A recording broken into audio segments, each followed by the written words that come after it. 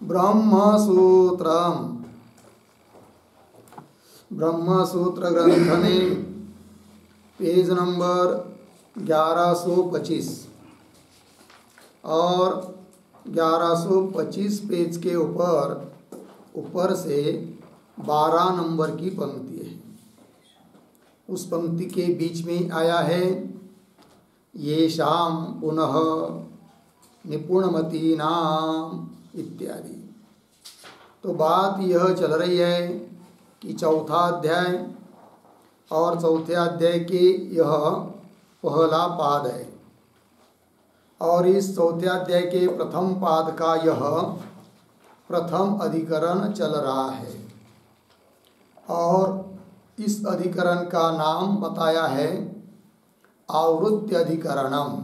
ठीक। और इस अधिकरण का विचार विषय बताया था कि जो श्रवणादिक ज्ञान के साधन हैं और सगुण साक्षात्कार के भी जो अहंग्रोपासनादिक साधन हैं, उन साधनों का एक ही बार अनुष्ठान करना चाहिए अथवा पुनः पुनः उसकी आवृत्ति करनी चाहिए, ये संदेह। तब पूर्व पक्ष ने कहा था कि एक ही बार उनका श्रवणादि साधनों का अनुष्ठान करना चाहिए।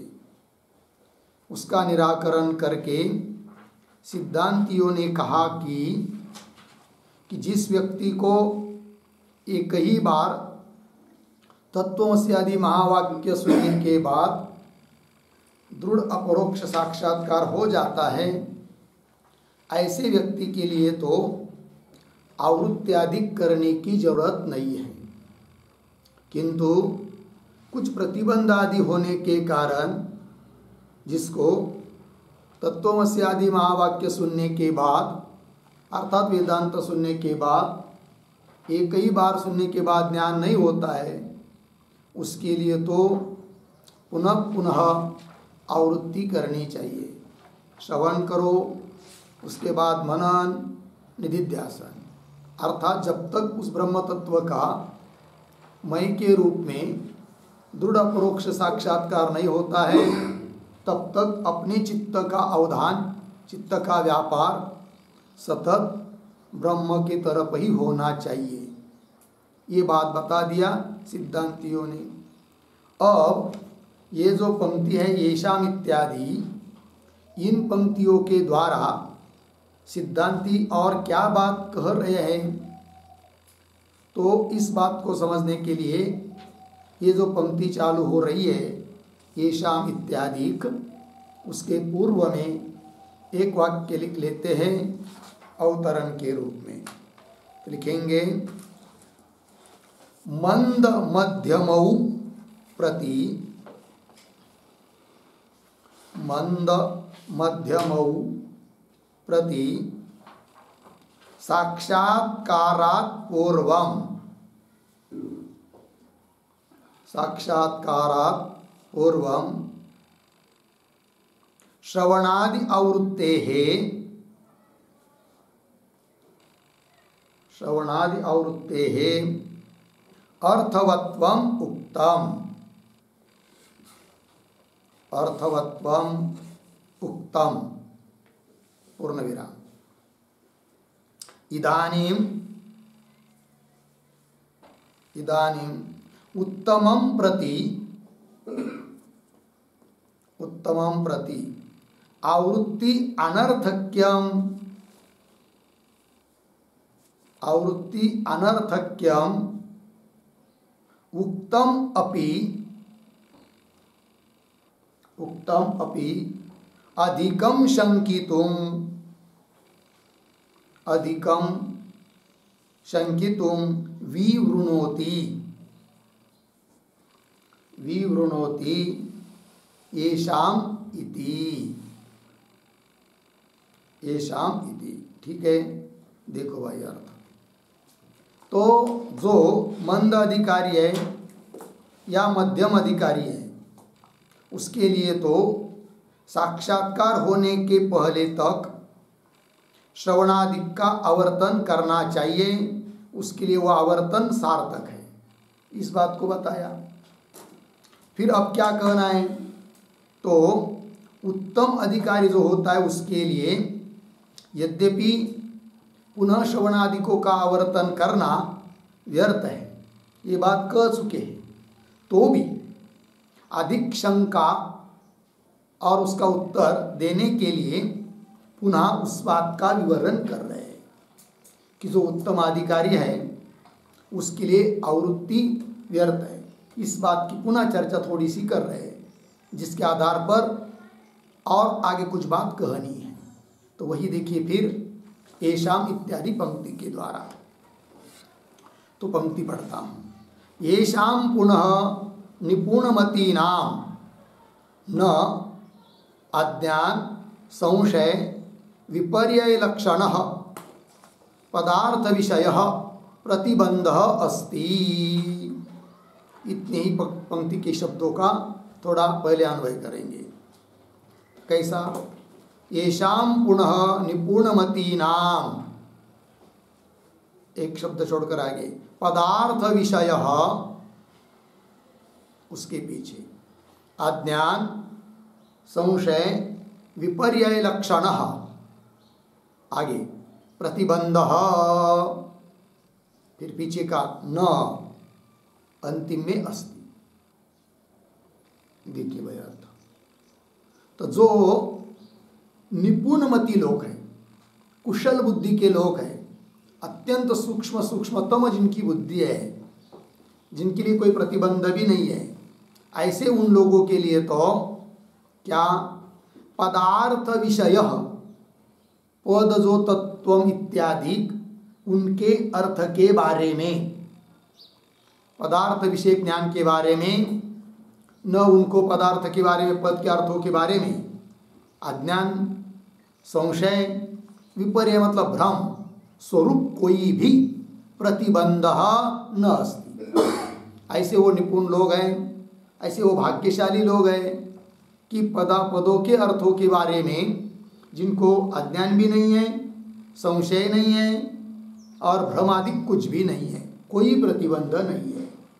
फिर क्या इस लोगों के लिए आगे ते शक्नुवन्ति सकृत उक्तम एव तत्वमसि वाक्यार्थम अनुभवितुम इति तान प्रति आवृत्ति अनर्थक्यम इष्टम एव।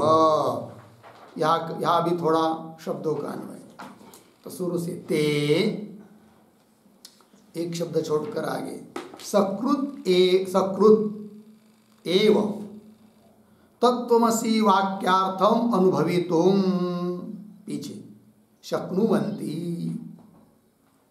आगे इति, आगे सरल है, तान प्रति सब सरल है। देखिए ते, इस प्रकार के प्रतिबंध रहित निपुणमति के जो लोग हैं वे तो सकृत उक्तम एव, बस एक बार उन्होंने अनुष्ठान कर लिया या सुन लिया तत्वमसि आदि महावाक्य, तो सकृत उक्तम एव, किसी गुरु आदि के द्वारा एक बार कह दिया तत्वमसि, तो तत्वमसि वाक्यार्थम अनुभवितुम शक्नुवन्ति, उस वाक्य के अर्थ का अनुभव कर सकते हैं। इति तान प्रति, ऐसे जो अत्यंत बुद्धिमान लोग हैं, एक बार श्रवणादिकों का अनुष्ठान करने से ज्ञान हो गया, उनके लिए तो तान प्रति आवृत्ति अनर्थक्यम इष्टमेव, उनके लिए तो आवर्तन करना व्यर्थ है। आवृत्ति अनर्थक्यम, आवृत्ति अनर्थक्य मतलब व्यर्थ है, ये बात इष्ट ही है, स्वीकार है, मान्य है हमको, उनके लिए आवृत्ति की जरूरत नहीं, ये बात सही है।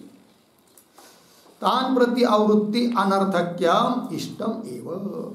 आगे चलिए, सकृत उत्पन्ना एव ही आत्म प्रतिपत्ति ही अविद्याम निवर्तयति इति न अत्र कश्चित् क्रमः अभ्युपगम्यते।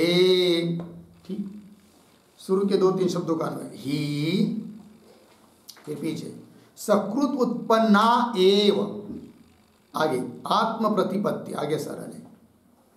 तो क्यों उनके लिए, ऐसे होशियार लोगों के लिए, कुशल बुद्धि के लोगों के लिए आवृत्ति व्यर्थ है, आवृत्ति को व्यर्थ मानना इष्ट है, इसलिए कि क्योंकि ही कारण की सकृत उत्पन्ना एव, एक बार सुनने से, एक बार अनुष्ठान करने से उनके मन में, उनके बुद्धि में बुद्धि उत्पन्न हो गई, ज्ञान उत्पन्न हो गया।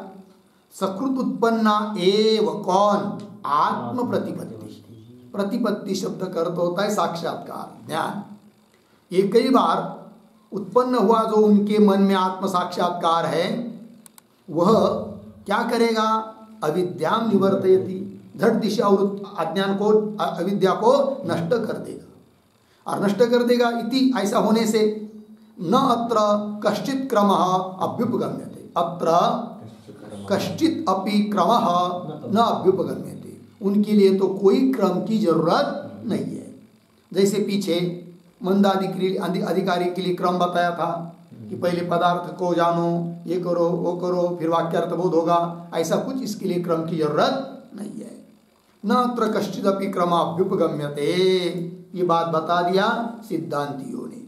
ठीक, अब इसके ऊपर आक्षेप कर रहा है पूर्व पक्षी। सत्यम एवं युज्येत यदि कस्यचित एवं प्रतिपत्ति भवेत्। ठीक, आइए ये जो पंक्ति है सत्यम इत्यादि, उसके ऊपर लिखिए आक्षेप।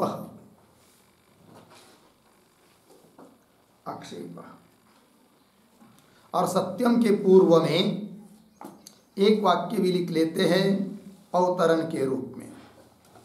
तो लिखेंगे उत्पन्ने ज्ञाने, उत्पन्ने ज्ञाने आवृत्ति अनर्थक्यम स्यात्, आवृत्ति अनर्थक्यम स्यात्, अर्धविराम, किंतु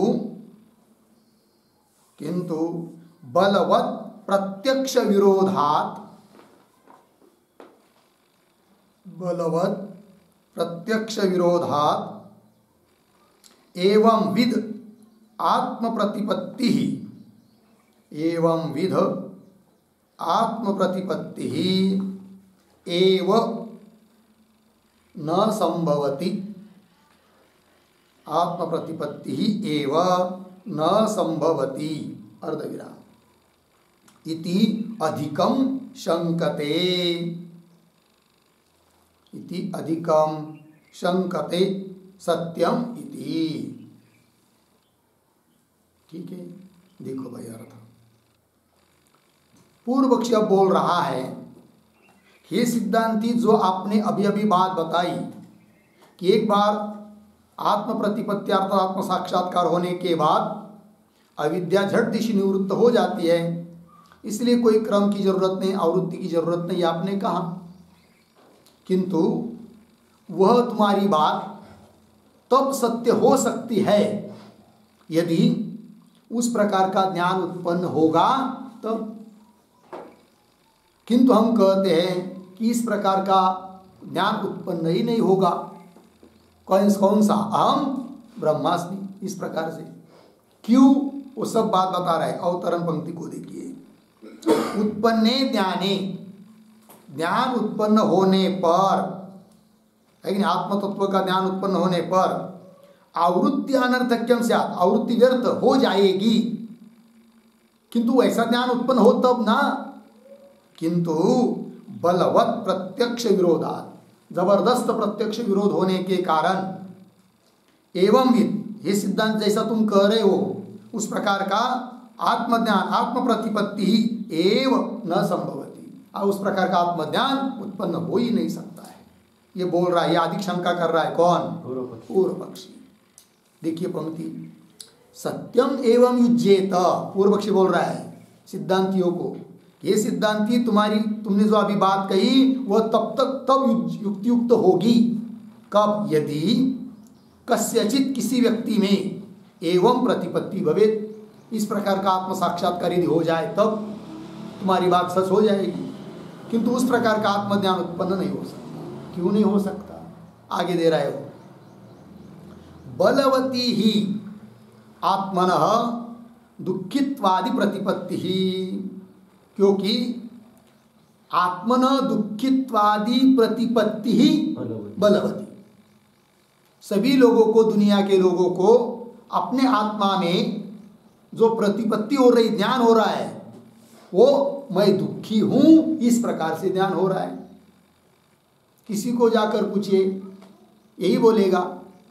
एक तो कहेगा मैं दुखी हूं, और थोड़ा बहुत कुछ अनुकूलता मिलती मैं सुखी हूं कहेगा, लेकिन वो ज़्यादा देर तक नहीं रहती है। मैं दुखी हूं यही बोलते हैं सब लोग। तो जो आत्मा में दुख का अनुभव कर रहे हैं, उन लोगों को कैसा ये ज्ञान हो सकता है कि मैं दुख रहित हूं, सच्चिदानंद घन हूं? ऐसा ज्ञान हो ही नहीं सकता। साक्षात यहाँ पर प्रत्यक्ष में विरोध दिखाई दे रहा है, और वो प्रतिपत्ति सबकी बलवान है।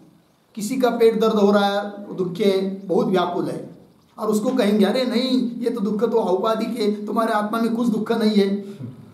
वो कहेगा भागो यहाँ से, हमको अस्पताल में ले जाना चाहिए, वो छोड़ दे रहे हो, और हमको तत्वज्ञान बता रहे हो, रहने दो तुम्हारा तत्वज्ञान। लेकिन ऐसा सब लोग कहते हैं। पूर्व पक्षी बोल रहे थे कि ही बल आत्मन दुखित्वादि प्रतिपत्ति, आत्मा में दुखित्व मतलब दुख आदि धर्मों की प्रतिपत्ति ज्ञान बलवती, बलवान है सबको। अतः न दुखित्वादि अभावं कश्चित प्रतिपद्यते इति चेत, यहाँ तक पूर्व पक्षी हुआ। अतः इसलिए क्या दुखित्वादि अभावम, क्या क्योंकि तुम्हारा ये सिद्धांत, तुम्हारा तत्वज्ञान मतलब क्या, बस दुखादि धर्म मेरे में कुछ भी नहीं है, मैं सच्चिदानंद घन हूँ, ऐसे ही तुम्हारा ज्ञान है ना। हाँ, अतः दुखित्वादि अभाव, दुखादि धर्मों का अभाव वाला मैं हूँ, इस प्रकार का कश्चित, किसी प्रकार का भी न प्रतिपद्यते, ऐसा ज्ञान किसी को भी उत्पन्न नहीं हो सकता है। इति चेत, यहाँ तक पूर्व पक्षी हुआ। तो अभिप्राय क्या निकला पूर्व पक्षी का, यदि तुम्हारे कहने के अनुसार यदि आत्मज्ञान किसी को उत्पन्न होता तो उस ज्ञानी के लिए आवृत्ति वगैरह व्यर्थ मानी जाती, किंतु इस प्रकार का आत्मज्ञान उत्पन्न ही नहीं होगा, क्योंकि प्रत्यक्ष विरोध दिखाई दे रहा है। लोग सब अपने को दुखी समझ रहे हैं, और कैसा दुखित्व के अभाव का ज्ञान होगा, अर्थात नहीं होगा। ये पूर्व पक्ष ने कह दिया। न कश्चित प्रतिपद्यते इति चेत, यहाँ तक हुआ। तो ये जो प्रतिपद्यते इति चेत है ना, उस पर एक छोटा सा वाक्य लिखिए। दुखित्व प्रत्यक्ष विरोधात, दुखित्व प्रत्यक्ष विरोधात वाक्येन ऐक्यधिः न उदेति इत्यर्थः। वाक्येन ऐक्यधिः न उदेति इत्यर्थः, ये पूर्व पक्षी का अभिप्राय रहा। देखो अर्थ, दुखित्व प्रत्यक्ष विरोधात, सभी लोगों को प्रत्यक्ष दुख का अनुभव होने से उसकी विरोधी वाक्य से कोई ऐक्य बुद्धि उत्पन्न नहीं हो सकती, ये पूर्व पक्ष ने कहा। ठीक है जी, इति चेत, यहाँ तक आगे। न देहादि अभिमानवत् दुखित्वादि अभिमानस्य मिथ्याभिमानत्व उपपत्तेः। ठीक है ना। आइए भाई, ये जो पंक्ति न इत्यादि, उसके ऊपर लिखिए समाधानम। समाधान, और न के पूर्व में एक वाक्य भी लिखते हैं अवतरण, लिखेंगे प्रत्यक्षस्य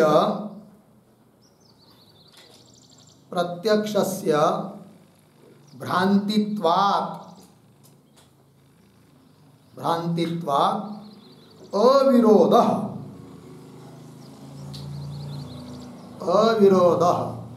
इति आह न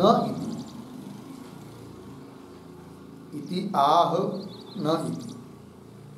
ठीक है, देखो भाई यार, सिद्धांती कहते पूर्व पक्षी को, अरे पूर्व पक्षी, यद्यपि ये बात सही है, सब लोगों को मैं दुखी हूं ऐसा अनुभव हो रहा है, किंतु वह अनुभव भ्रमरूप होने के कारण उस अनुभव के द्वारा कोई इस ज्ञान उत्पन्न होने में विरोध नहीं होगा, क्योंकि वो अनुभव लोगों का कैसा है, भ्रमरूप है।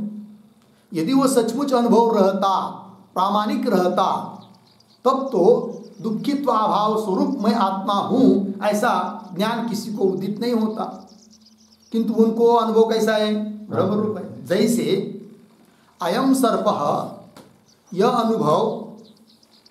अनुभव तो है, किंतु इयम रज्जु, इस अनुभव को उत्पन्न होने में वो विरोध नहीं कर सकता। अयम सर्प यह अनुभव, क्योंकि अयम सर्प यह अनुभव भ्रांति रूप है, प्रमा रूप नहीं है। जैसे सामने यदि घट रखा हो और अयम घट, ऐसा घट के बारे में अनुभव हुआ, तो उसी घट के बारे में अयम पट ऐसा अनुभव नहीं हो सकता, क्योंकि अयम पट यह अनुभव उत्पन्न होने के लिए विरोध करेगा कौन, अयम घट यह अनुभव, क्योंकि अयम घट यह अनुभव प्रमाण रूप है, वो दूसरे अनुभव को उत्पन्न नहीं होने देगा।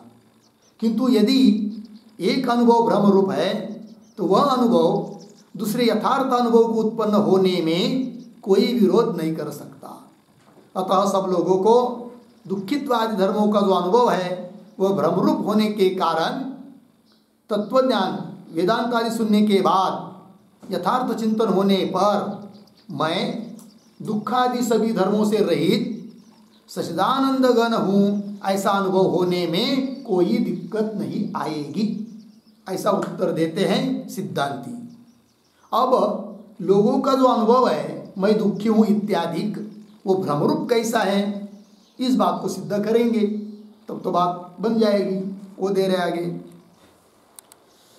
प्रत्यक्ष से भ्रांतित्वा अविरोध इत्याह न इति। तो न मतलब हे पूर्व पक्षी तुम्हारा यह कहना ठीक नहीं है। क्यों? देहादि अभिमानवत, ये दृष्टांत दिया, दुखित्वादि अभिमानस्य मिथ्या अभिमानत्व उपपत्ते। जिस प्रकार हर एक व्यक्ति को अपने आत्मा में जो देह बुद्धि है, अर्थात देह ही मैं हूँ ऐसा जो ज्ञान है लोगों को अज्ञान काल में, वह ज्ञान जैसा भ्रमरूप है, उसी प्रकार मैं दुखी हूँ ऐसा आत्मा के विषय में दुख धर्म को लेकर लोगों को जो अनुभव हो रहा है वह भी भ्रमरूप ही है। कैसे भ्रमरूप है वो आगे दे रहे। देहाभिमानवत् दुखित्वादि अभिमानस्य मिथ्याभिमान, मिथ्या मतलब भ्रमरूप अनुभव है, मिथ्याभिमानत्व उपपत्ते है। कैसे? आगे, प्रत्यक्षम ही देहे छिद्यमाने दह्यमाने वा अहम छिद्दे दह्ये इति च मिथ्याभिमान दृष्ट। ठीक है, तो देह के बारे में जो लोगों को अभिमान है वो मिथ्या है, प्रत्यक्ष दिखाई देता है। कैसे? युक्ति दे रहे ही, कैसे के, क्योंकि देहे छिद्यमाने, प्रत्यक्ष दिखाई दे रहा है, टूट रहा है उसका हाथ या पैर, है कि नहीं, या दग्ध हो रहा है, जल रहा है। अब देखिए प्रत्यक्ष प्रमाण से जल कौन रहा है? देह, हाथ पैर आदि, वो टूट रहे, उसको कोई तोड़ रहा है चाहे काट रहे हो, लेकिन वो क्या बोलता है? मेरा देह टूट रहा है, मेरा देह जल रहा है, ऐसा नहीं बोलता है। क्या बोलता है?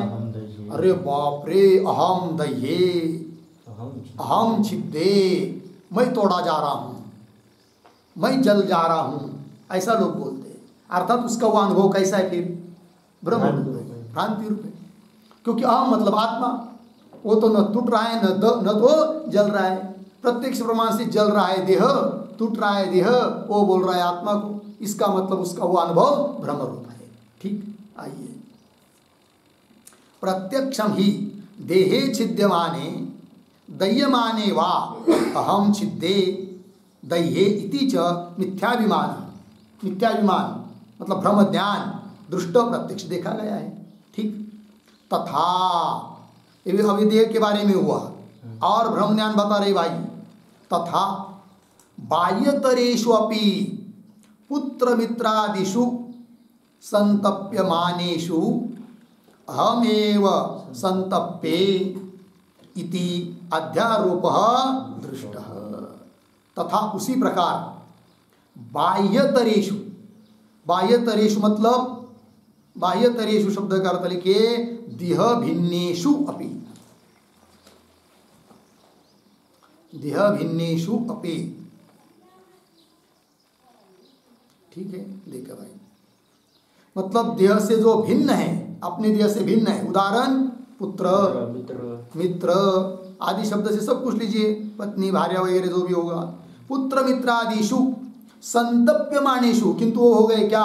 संतप्त। संतप्त मतलब दुखी, या ज्वर आ गया बहुत सारा, है कि नहीं, बीमार हो गया कोई पुत्र, चाहे मित्र चाहे पत्नी, है कि नहीं, बहुत ज़्यादा बीमार हो गई। लेकिन आदमी क्या कहता है? ये नहीं कहता कि मेरा पुत्र बीमार हो गया, मेरा मित्र, मेरी पत्नी बीमार हो गई, ये नहीं कहता है। मैं ही बीमार हो गया हूँ, मुझे अस्पताल में जाना है ले जाता है उसको, लेकिन उसको ऐसा भ्रम हो जाता है, उसको लगता है नहीं मुझे ये सब कुछ हो रहा है, ये भी भ्रम है। ठीक है ना। तो पुत्र मित्रादिषु संतप्यमानेषु अहमेव संतप्य, मैं ही संतप्त हुआ हूँ, है कि नहीं, मैं ही दुखी हुआ हूँ, इति अध्यारोप अदृष्ट। ऐसा अध्यारोप मतलब आरोप अर्थात भ्रम देखा जाता है। हो गया। तथा, ये दो दृष्टांत दिया जो कि प्रत्यक्ष सिद्ध है भ्रम। तथा दुखित्वादि अभिमान अपि स्यात्, उसी प्रकार हे पूर्व पक्षी, लोगों को जो अपने आत्मा में दुखित्व का अनुभव हो रहा है कि मैं दुखी हूं, वह भी क्या है? अध्यारोप ही है, मिथ्या ही है। ठीक। तथा, इस तथा के पहले एक वाक्य लिख लीजिए, अवतरण। दुखादयः, दुखादयः तत्वतः, तत्वतः न आत्मधर्माः, न आत्मधर्माः वेद्यत्वात्, वेद्यत्वात् सम्मतवत्, सम्मतवत् इति दार्ष्टान्तिकम् आह, इति दार्ष्टान्तिकम् आह। तथा इति, देखो भाई अर्थ। तो दुखादय, दुखादिक, तत्वतः न आत्मधर्म, वस्तुतः वो आत्मा के धर्म नहीं है दुखादिक। क्यों? वेद्य होने से, नेय होने से। जो जो वेद्य होता है, ज्ञान का विषय होता है, वह आत्मा या आत्मा का धर्म नहीं होता है।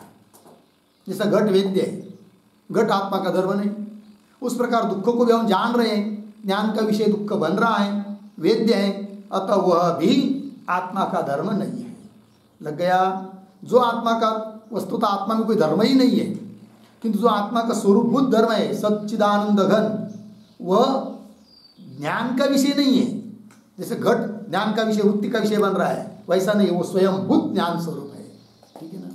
इसका मतलब जो वेद्य है वह आत्मा का धर्म नहीं है, अतः दुखादिक आत्मा के धर्म नहीं, यही बात बता रहे। किंतु अनुभव हो रहा है सबको, वो भ्रम रूप है, वही कह रहे। तथा दुखित्वादि अभिमान अपि स्यात्। लग गया इतना? आगे चलिए।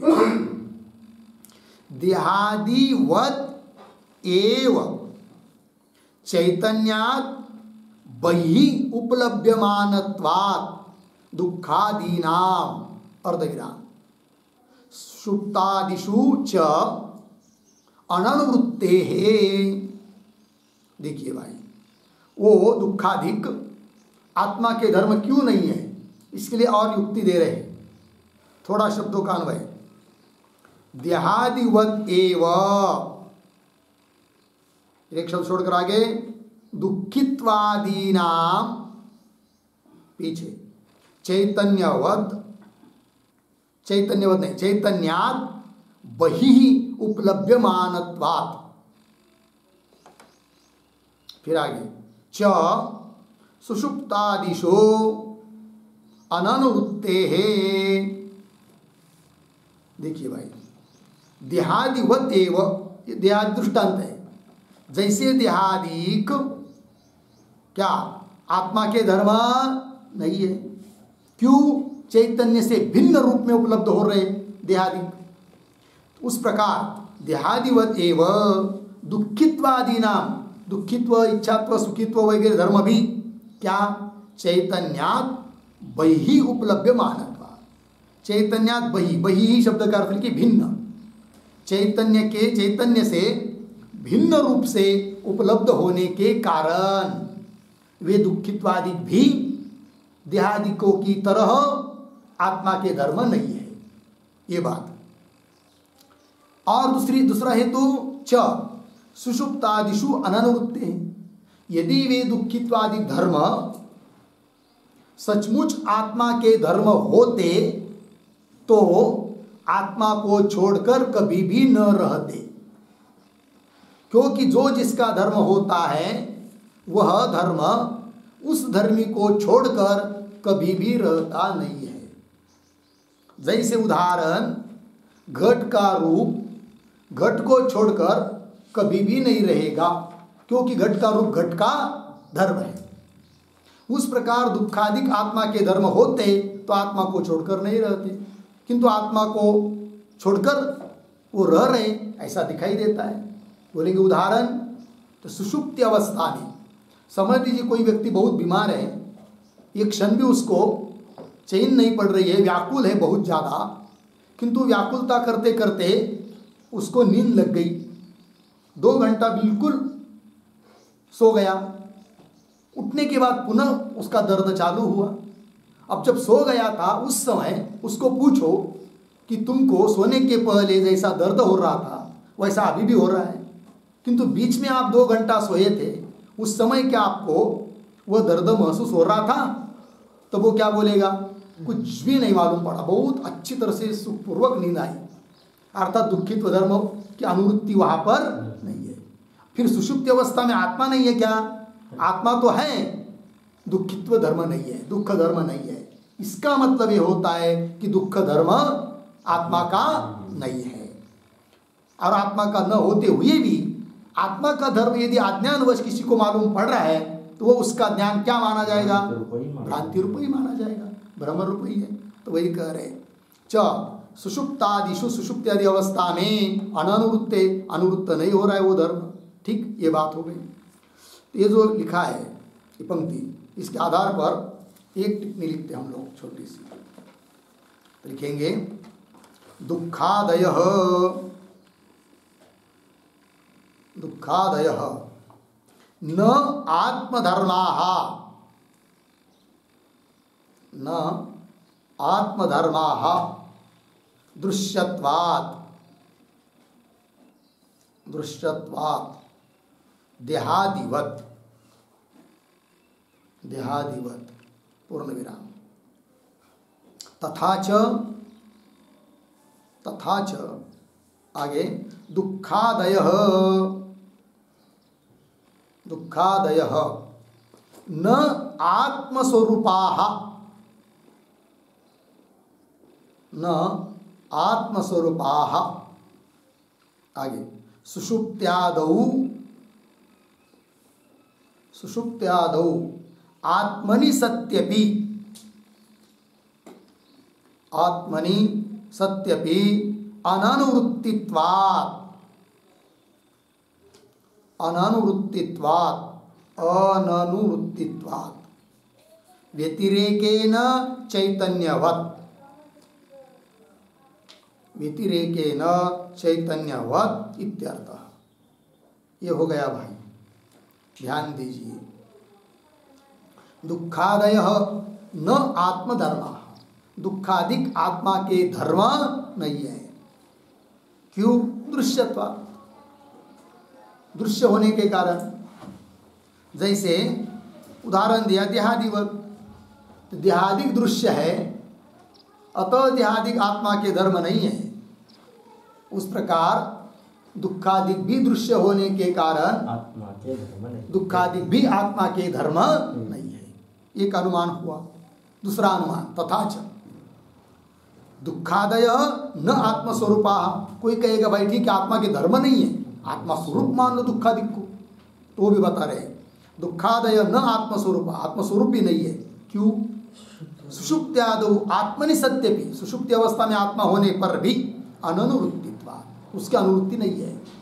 यदि दुखादिक आत्मा का स्वरूप होता तो सुषुप्ति में भी उनकी अनुवृत्ति होती, क्योंकि जो जिसका स्वरूप रहता है वो उसको छोड़कर कभी भी नहीं रह सकता। किंतु सुषुप्ति में दुखादिक की अनुवृत्ति नहीं हो रही है, अतः दुखादिक आत्मा का स्वरूप नहीं है। व्यतिरिक्त दृष्टांत दिया चैतन्यवत् यत्र साध्याभावः तत्र हेतु अभावः। पर्वतो वन्यमान धूमात् व्यतिरेकेन जलहृदवत् व्याप्ति यत्र वह्निर्नास्ति तत्र धूमोपि नास्ति। व्यतिरेक व्याप्ति, जहाँ वह्नि नहीं है वहाँ धूम भी नहीं है, जैसे जलहृद व्यतिरेक व्याप्ति। उस प्रकार यहाँ पर व्यतिरिक्त दृष्टांत दिया चैतन्य पर।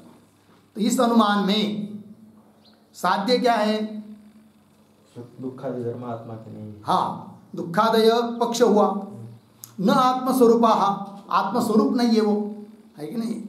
और हेतु दिया अननुवृत्तित्वात्, यत्र साध्याभाव तत्र हेतु अभाव।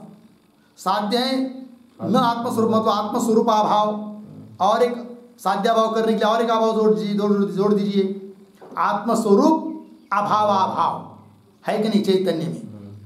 चैतन्य में क्या है? आत्मस्वरूप के अभाव का अभाव है, अर्थात आत्मस्वरूप है। वह हेतु क्या अभाव का भी अभाव, हेतु का भी अभाव है। हेतु क्या है? अननुवृत्तित्व, उसका अभाव, अननुवृत्तित्व का अभाव अर्थात अनुवृत्ति अर्थात अनुवृत्ति। तो चैतन्य की अनुवृत्ति है कि नहीं? सुषुप्ति अवस्था में भी चैतन्य की अनुवृत्ति है। व्यतिरिक्त दृष्टांत से सिद्ध हो गया कि दुखादिक धर्म आत्मा का स्वरूप भी नहीं है। हो गई इतनी बात। आगे चलिए, आगे भाष्य में चैतन्यस्य तो सुषुप्ते अपि अनुवृत्तिम आमनन्ति। ठीक है, आइए तो क्या बात अब कही जा रही है? ये जो पंक्ति चालू हुई चैतन्यस्य, उसके पूर्व में एक वाक्य लिखिए, अवतरण। तर्हि चैतन्यम अपि, तर्हि चैतन्यम अपि न स्वरूपम अननुवृत्तत्वात्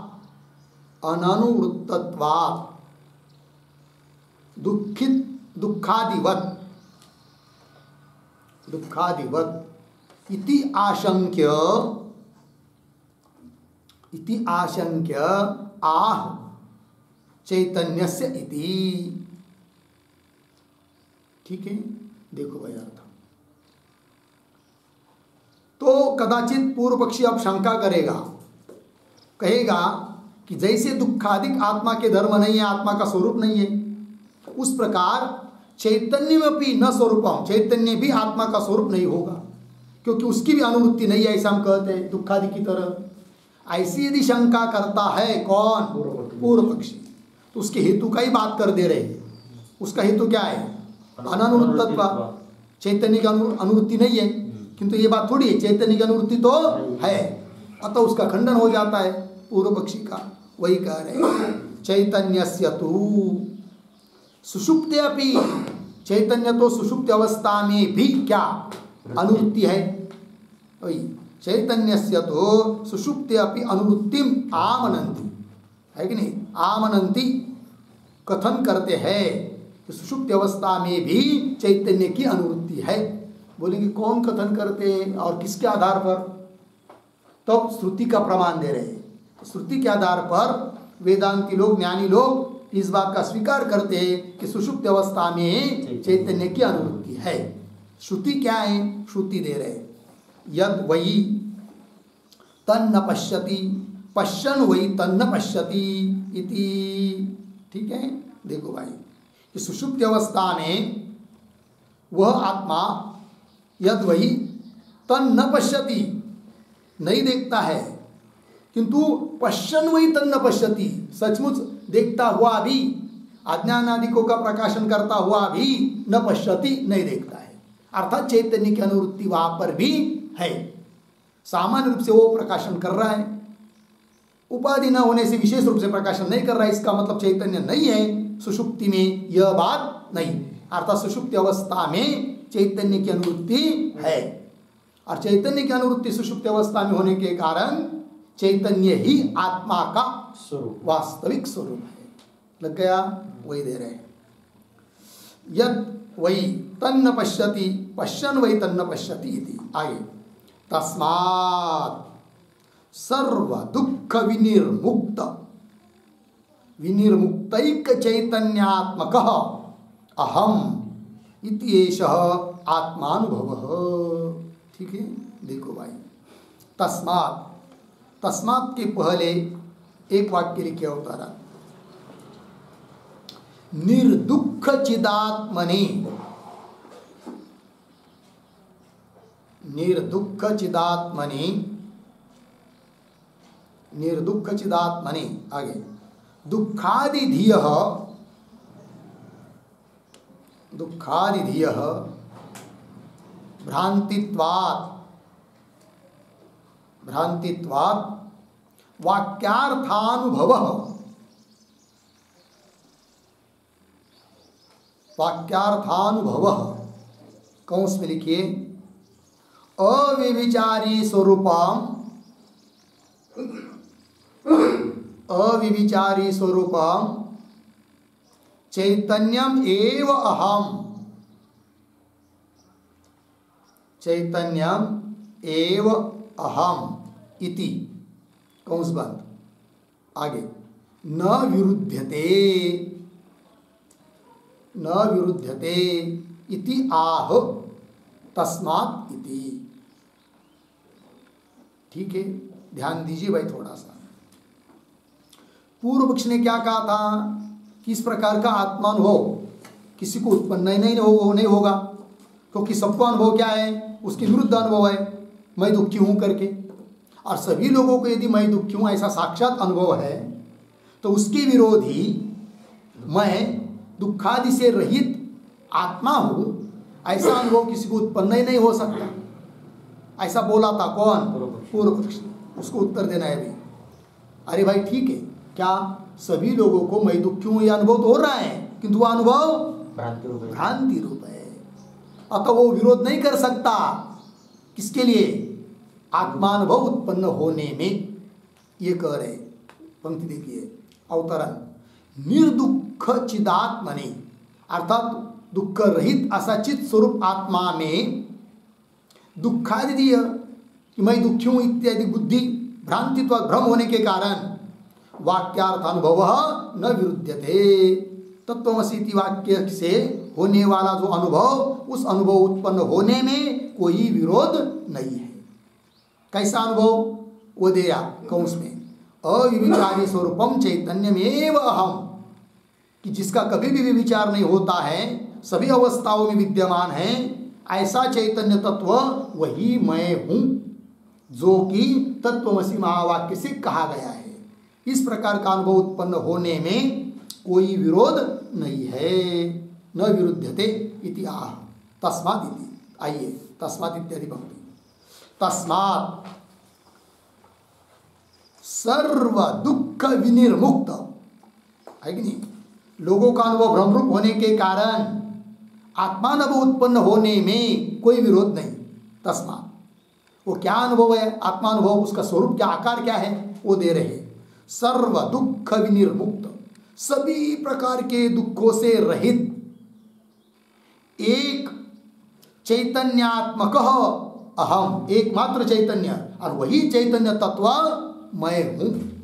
इति एषः आत्मानुभव, यही आत्मानुभव है, यही आत्म साक्षात्कार है, और यह उत्पन्न होने में कोई विरोध नहीं। किसी अनुभव का विरोध नहीं हो सकता, क्योंकि जो अनुभव पूर्व पक्षी निभाता है वो सब भ्रांति स्वरूप है, कोई विरोध नहीं है। अतः तत्त्वमसि आदि महावाक्य सुनने के बाद प्रथम सुनने में ही जिसको इस प्रकार का आत्मानुभव हो जाता है, उसके लिए आवृत्ति व्यर्थ है, आवृत्ति करने की जरूरत नहीं। किंतु इसका मतलब सबके लिए आवृत्ति व्यर्थ है, यह बात नहीं। जो मंद बुद्धि या मध्यम बुद्धि वाला है, जिसके लिए ज्ञान उत्पन्न होने में कोई प्रतिबंध है, मंद बुद्धि मतलब प्रतिबंध वाली बुद्धि, ज्ञान उत्पन्न होने में प्रतिबंध है, ऐसे व्यक्ति के लिए तो जरूर आवृत्ति की आवश्यकता है। ये सिद्धांत। आइए आगे।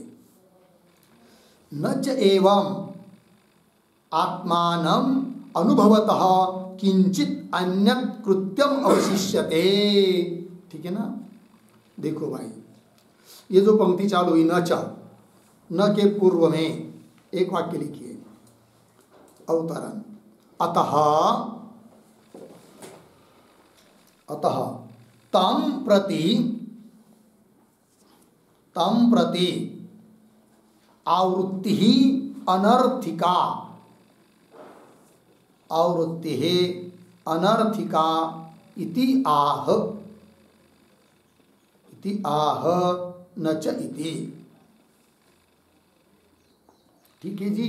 देखो भाई, अतः तम प्रति मतलब इस प्रकार का आत्मानुभव जिसको उत्पन्न हुआ है उसके लिए तो आवृत्ति कैसी है, अनर्थक है, व्यर्थ है, ये बात कह रहे। क्योंकि जो इस प्रकार का आत्मानुभवी हो जाता है उसके लिए कोई कर्तव्य शेष नहीं है, अतः उसको आवृत्ति की भी जरूरत नहीं है। वही कह रहे। पंक्ति देखिए, न च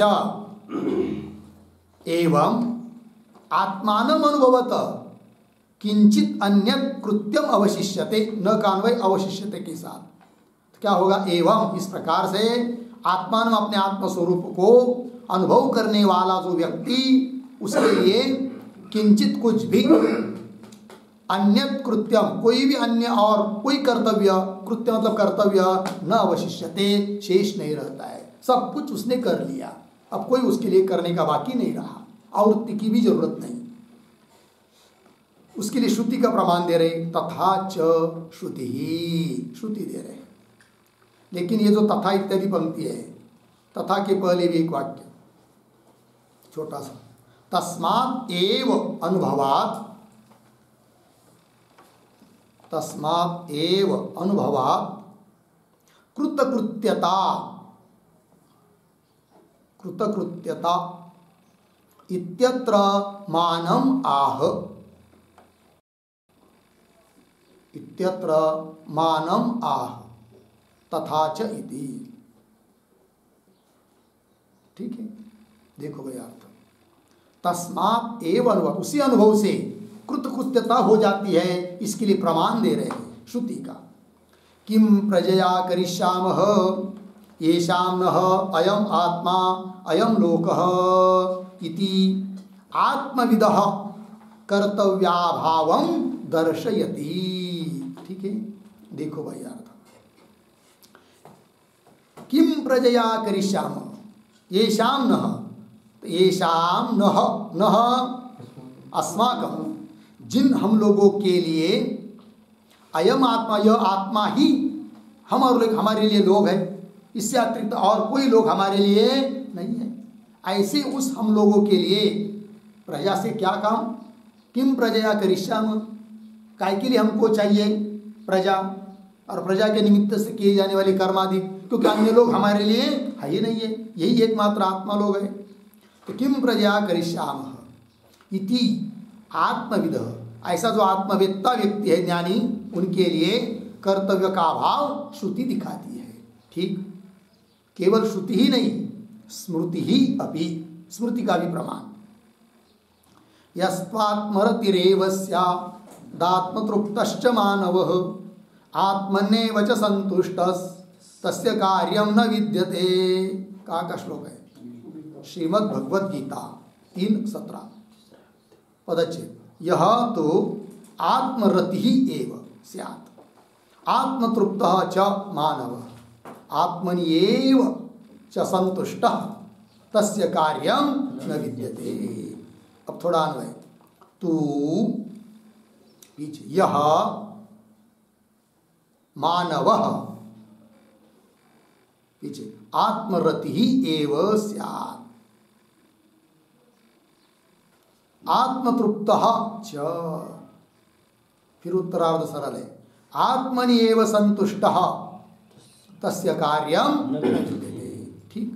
तू परंतु यह जो व्यक्ति, जो मनुष्य आत्मरति, आत्मा में अत्यंत आसक्त है, उसके लिए आत्मरति, आत्मा में आसक्त है स्यात्, और आत्मतृप्त, आत्मा से तृप्त है, और आत्मनिएव संतुष्ट, आत्मा में ही संतुष्ट है, ऐसे व्यक्ति के लिए तस्य कार्यम न विद्यते, उसके लिए कोई कार्य अब नहीं है, कर्तव्य कर्म नहीं है। लगा इतना? कर्तव्य का अभाव बता दिया देने के लिए इस स्मृति वचन से भी। किंतु किसी को शंका होगी कि आत्मतृप्त,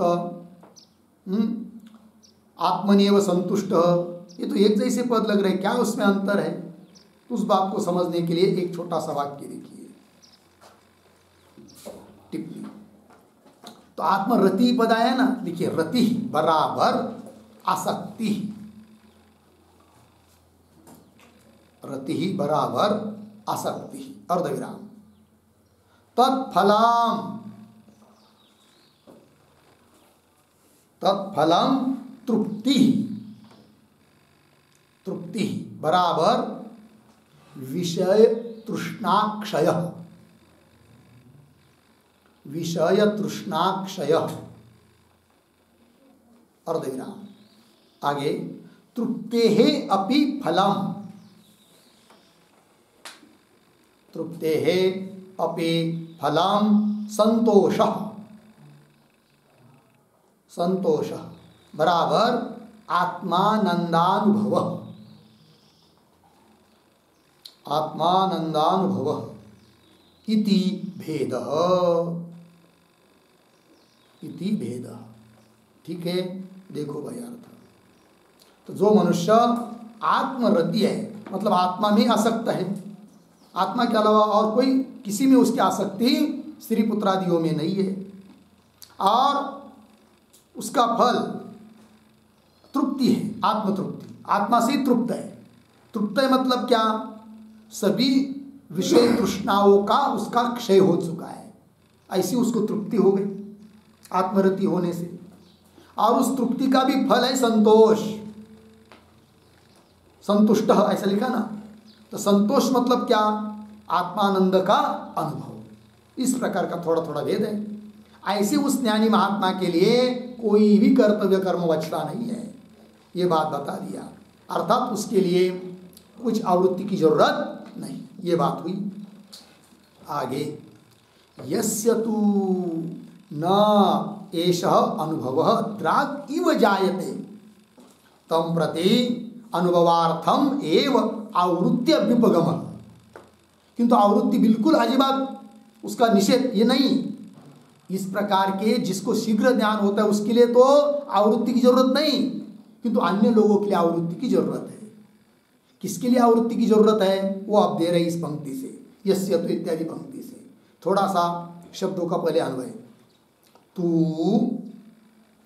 पीछे, यस्य आगे, एष अनुभवः द्राग इव, पीछे न, फिर आगे जायते, आगे सरल है। और ये जो पंक्ति है ना यस्य इत्यादि, उस यस्य के पूर्व में एक वाक्य लिखिए, अवतरण छोटा सा, यत्तु, यत्तु साक्षात्कारात् पूर्वम, साक्षात्कारात् पूर्वम आवृत्तेः अर्थवत्वम, आवृत्तेः अर्थवत्वम उक्तम, उक्तम तत् अधिक विवक्षया, अधिक विवक्षया निगमयति, निगमयति यस्य इति,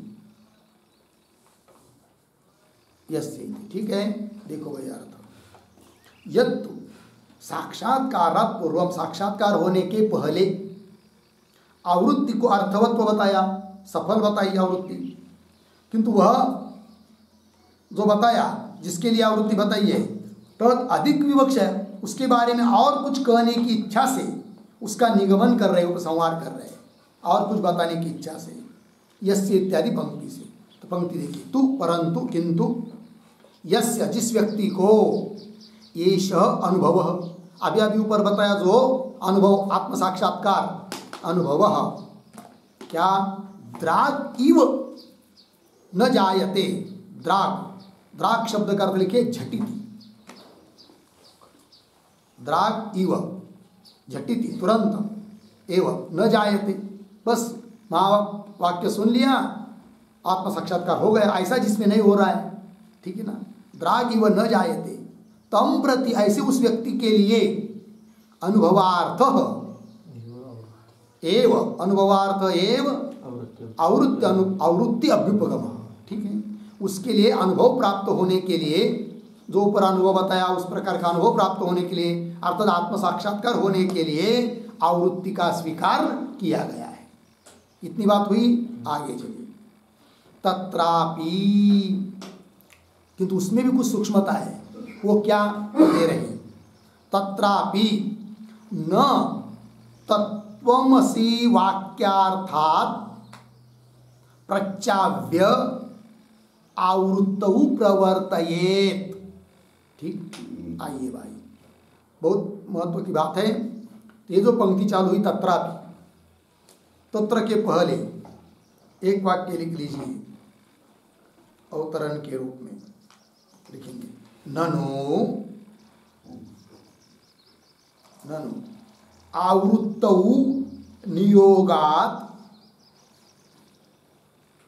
आवृत्तौ नियोगात् प्रवृत्ति ही वाच्या, प्रवृत्ति ही वाच्या अर्धविराम, तथा च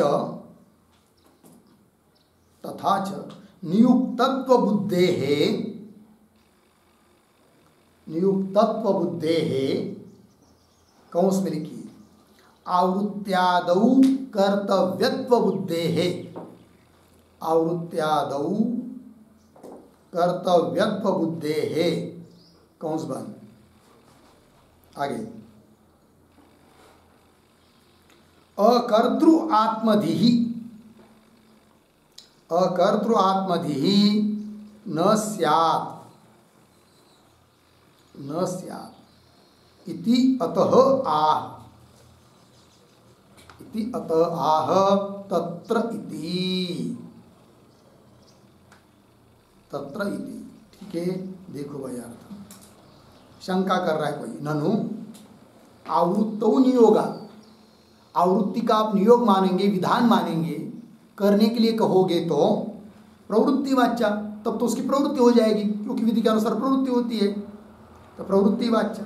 तथा च, तब क्या होगा, उस व्यक्ति में, अपने में जो प्रवृत्त हो रहा है आवृत्ति करने के लिए, उसमें नियुक्तत्व बुद्धि, नियुक्तत्व बुद्धि आ जाएगी।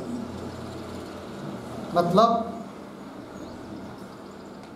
आवृत्त्यादौ कर्तृत्व बुद्धि, कि मेरा ये कर्तव्य है, मुझे आवृत्ति करनी चाहिए, इस प्रकार की बुद्धि हो जाएगी। और यदि ऐसी बुद्धि उसमें हो जाएगी तो आत्मा के बारे में उसको यथार्थ ज्ञान उत्पन्न नहीं होगा।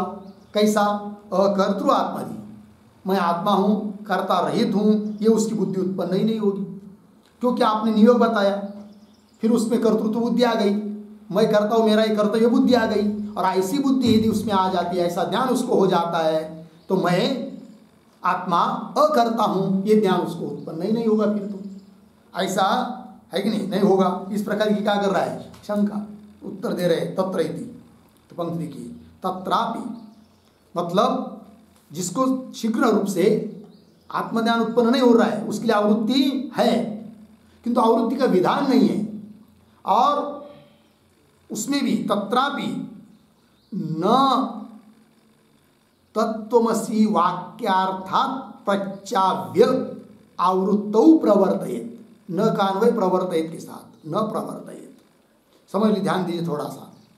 कोई व्यक्ति है और महावाक्य आदि सुनने के बाद झट से उसको ज्ञान नहीं हुआ, बराबर, किंतु धीरे धीरे थोड़ा सा विचार करने पर उसको आत्मानुभव हो गया। पकड़ में आ गया, अहम ब्रह्मास्मि। अब उसको तत्वमसि आदि महावाक्य का अर्थ उसके बुद्धि में आरूढ़ हो गया। ऐसे व्यक्ति को पुनः आवृत्ति के लिए प्रवृत्त मत करे, न करे, यह अर्थ है। पंक्ति देखिए, तत्रापि तत्वमसि वाक्यार्थात, तत्वमसि इस वाक्य के अर्थ में लग गया, वो अर्थ समझ में आ गया, अनुभव को पकड़ लिया, फिर उससे उसको हटाकर पुनः आवृत्ति के लिए प्रेरित न करे, ये कह रहे। पंक्ति देखिए, तत्रापि तत्वमसि वाक्यार्थात, वाक्यार्थात इसका अर्थ लिखिए आरूढ़ अनुभवात, आरूढ़ अनुभवात मतलब अनुभव पर आरूढ़ हुआ। ऐसे व्यक्ति को उससे प्रत्याव्य हटाकर आवृत्तौ न प्रवर्तयेत, आवृत्ति में उसको प्रवृत्त न करे। बोलेंगे करोगे तो क्या होगा, दृष्टांत देकर आगे समझा रहे हैं, किंतु उसके पहले इस वाक्य के ऊपर एक टिप्पणी लिखते छोटी सी। लिखेंगे अकर्ता अहम ब्रह्म अस्मि, अहम ब्रह्मास्मि, अकर्ता अहम ब्रह्मास्मि, अहम ब्रह्मास्मि इति अनुभवात्, इति अनुभवात् प्रत्याव्य, प्रत्याव्य कौंस में लिखिए पृथक कृत्वा, पृथक कृत्वा कौंस बंद, आवृत्तौ, आवृत्तौ नियोगात्, नियोगात् गुरुः अन्यः वा, गुरुः अन्यः वा न प्रवर्तयेत्, न प्रवर्तयेत्, अर्धविराम, प्रधान विरोधात्, प्रधान विरोधात्, पूर्ण विराम।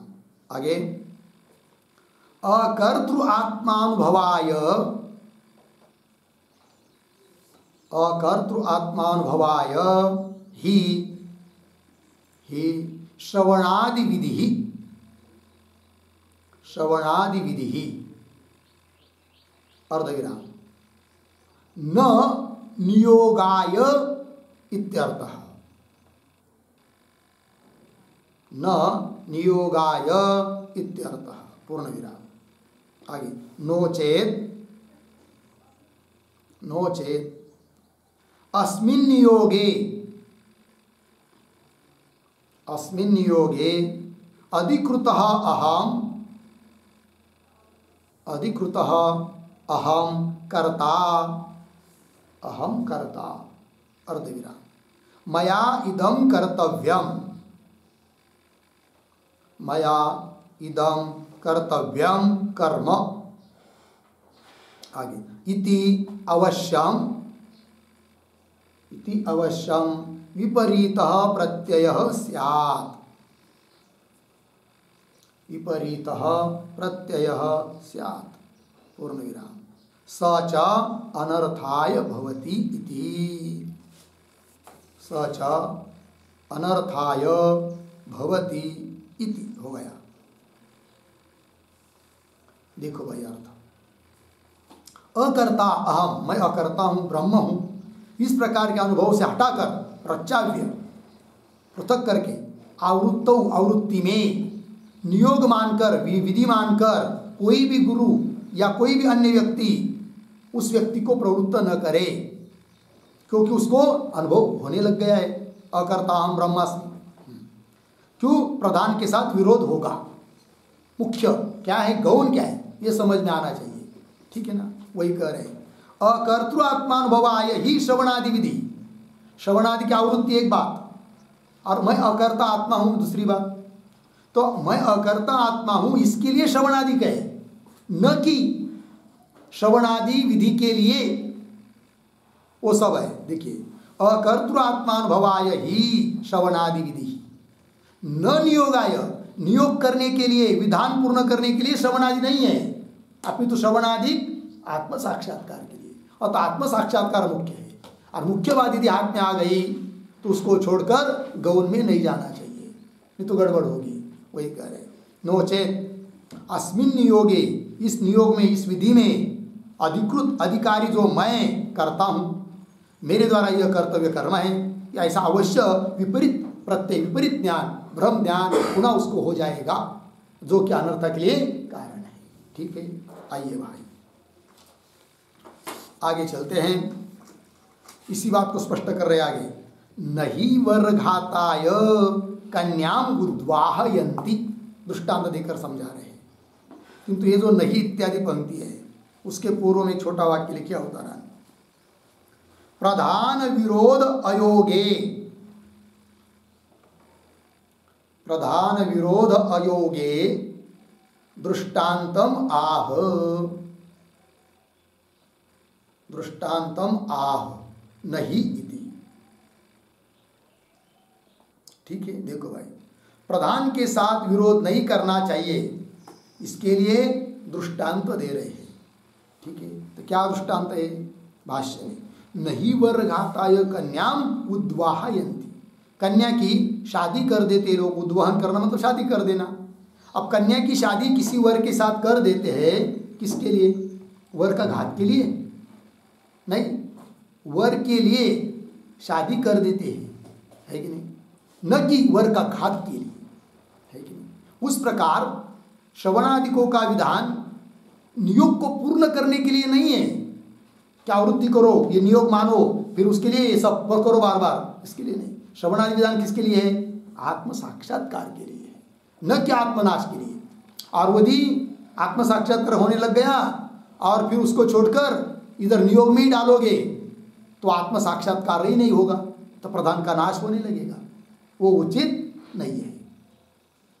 लग रही बात? देखिए फिर, नहीं वर्घाताय कन्याम उद्वाहयन्ति। ठीक है, आगे चलिए। नियुक्तस्य च अस्मिन् अधिकृतः अहम कर्ता मया इदं कर्तव्यम इति अवश्यम ब्रह्म प्रत्ययात् विपरीत प्रत्यय उत्पद्यते। ठीक, आइए थोड़ा शब्दों का अन्वय करते हैं, दो शब्द छोड़कर।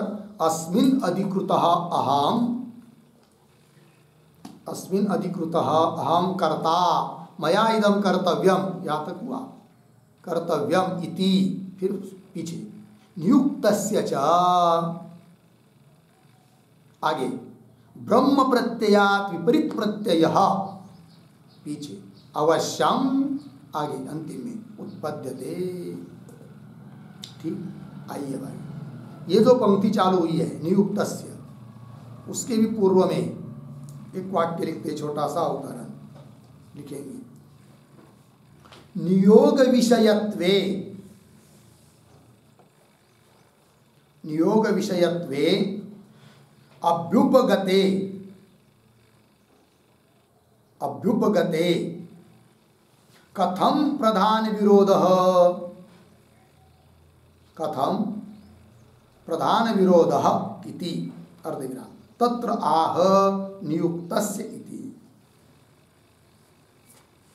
देखिए भाई अर्थ, कथम प्रधान विरोधः इति तत्र आह नियुक्तस्य इति अर्थ। नियोग विषयत्वे, नियोग का विषय मानेंगे, है कि जिसको ज्ञान होने जा रहा है उसको भी नियोग का विषय मानेंगे। अभ्युपगते, तो प्रधान के साथ विरोध होगा, ये ऊपर कर दिया, कैसा विरोध होगा बताओ, वो बता रहे थे अभी पंक्ति में अन्वय के अनुसार। अस्मिन अधिकृत, यदि उसको नियोग बताएंगे, नियोग की विधि मानेंगे, तो अस्मिन, इसमें अधिकारी हूँ मैं, अतः इसको मुझे करना पड़ेगा, अर्थात मैं करता हो गया, अहम कर्ता मया इदम कर्तव्यम, ये मेरा कर्तव्य है इति। इस प्रकार नियुक्तस्य, जिसको नियुक्त कर दिया आपने, उसमें ये ज्ञान उत्पन्न होगा, जो कि ब्रह्म प्रत्ययात् विपरीत प्रत्यय। ब्रह्म प्रत्यय, प्रत्यय मतलब ज्ञान, ब्रह्म ज्ञान से विपरीत ज्ञान है, ब्रह्म ज्ञान है, विपरीत प्रत्यय अवश्यम उत्पद्यते, अवश्य उत्पन्न होगा, अर्थात प्रधान जो ब्रह्म ज्ञान है उसके साथ विरोध होगा, ये बात बता दी। आगे चलिए। यस्तु स्वयं एव मंदवती अप्रतिभानात् तम वाक्यार्थम जिहासेत तस्य एतस्मिन् एव वाक्यार्थे स्थिरीकारः आवृत्त्यादि वाचो युक्त्या अभ्युपेयते। ठीक है, आइए भाई थोड़ा सा शब्दों का अन्वय कर लेते हैं। तू पीछे, यह आगे, स्वयं एव मंदमति, एक शब्द छोड़कर आगे, वाक्यार्थम पीछे, अप्रतिभानात् तम, फिर आगे, जिहासेत तस्य एतस्मिन् एव वाक्यार्थे, एक शब्द छोड़कर आगे, आवृत्त्यादि वाचो युक्त्या पीछे, स्थिरीकारः अभ्युपेयते। ठीक है, देखिए भाई, अब ये जो पंक्ति चालू हुई है यस्तु, तो यह के पहले वाक्य लिखे होता रहा, लिखेंगे नियोग अनंगीकारे,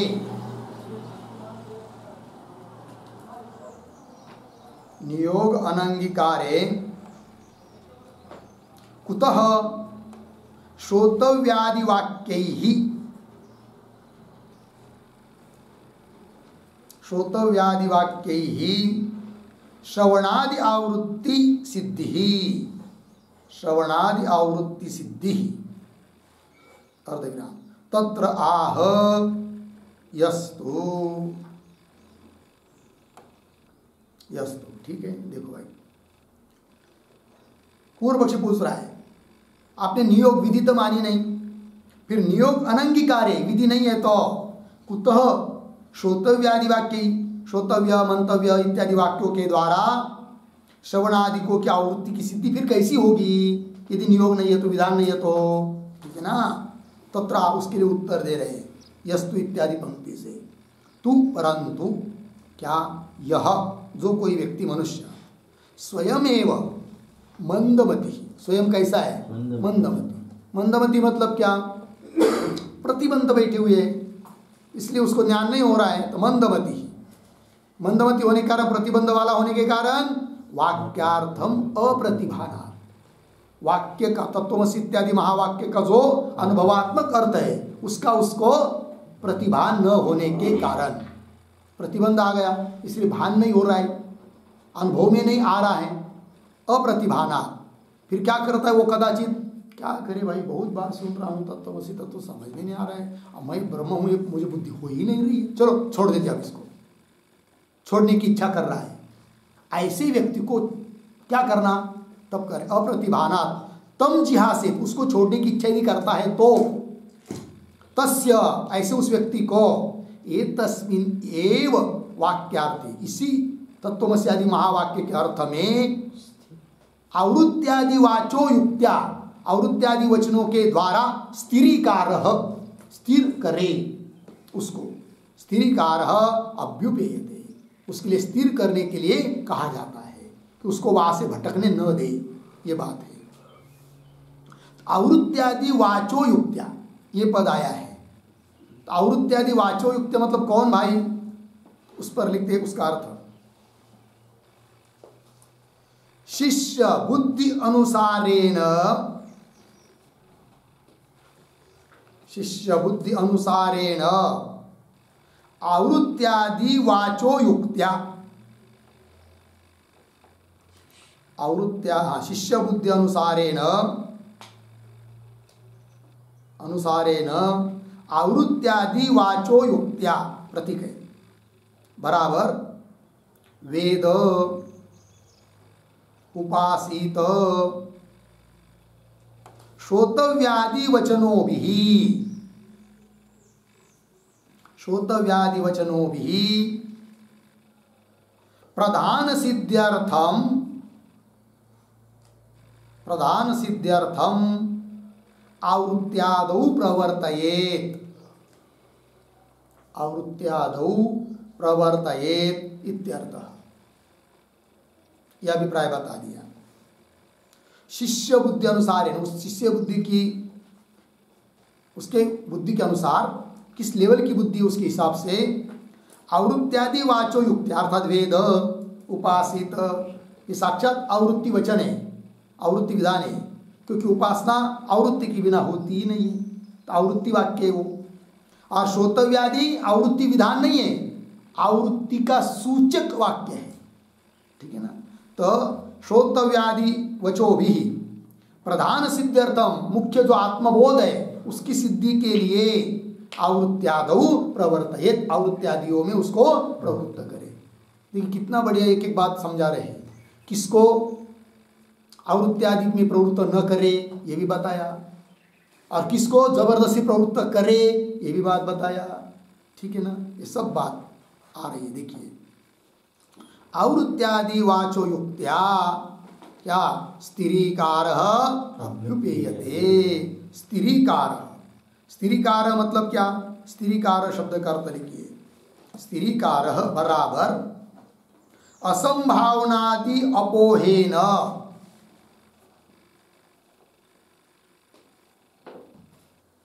असंभावनादि अपोहेन अवगम दार्ढे,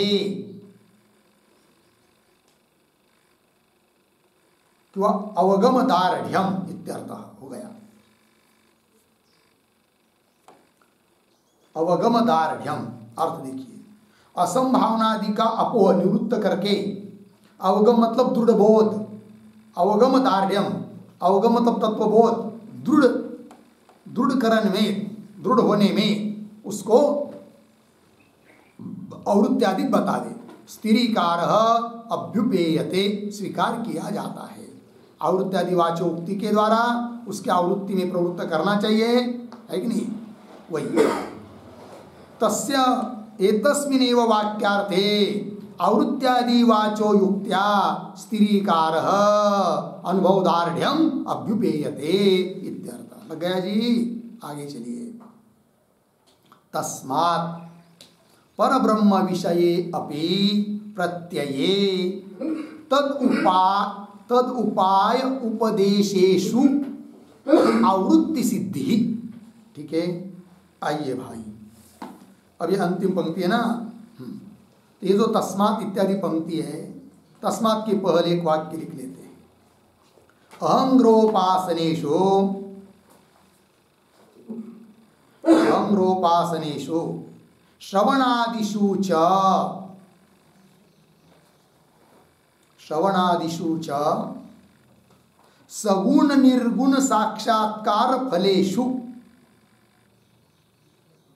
सगुण निर्गुण साक्षात्कार फलेषु आवृत्त्या, आवृत्त्या अनुष्ठानम, अनुष्ठानम फल प्राप्ति पर्यंतम कर्तव्यम, फल प्राप्ति पर्यंतम कर्तव्यम इति अधिकरणार्थम उपसंवरति, इति अधिकरणार्थम उपसंवरति तस्मात् इति। ठीक है, देखो भाई अर्थ। अहंग्रोपासनेषु, अहंग्रोपासना में, उसी प्रकार इधर श्रवणादियों में, जो कि सगुण निर्गुण साक्षात्कार जिनका फल है, अहंग्रोपासनाओं का फल सगुण साक्षात्कार, श्रवणादिकों का फल निर्गुण साक्षात्कार। तो अहंग्रोपासनेषु श्रवणादिषु च सगुण निर्गुण साक्षात्कार फलेषु, ऐसे जिनका फल है उसमें आवृत्त्या, आवृत्ति से अनुष्ठानम, अनुष्ठान करना चाहिए। कब तक?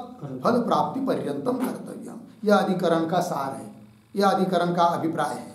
अधिकरणार्थम उपसंवरते तस्मात् इति। आइए, तस्मात् इसलिए परब्रह्म विषये अपि, अपि शब्द क्या कहता है फिर?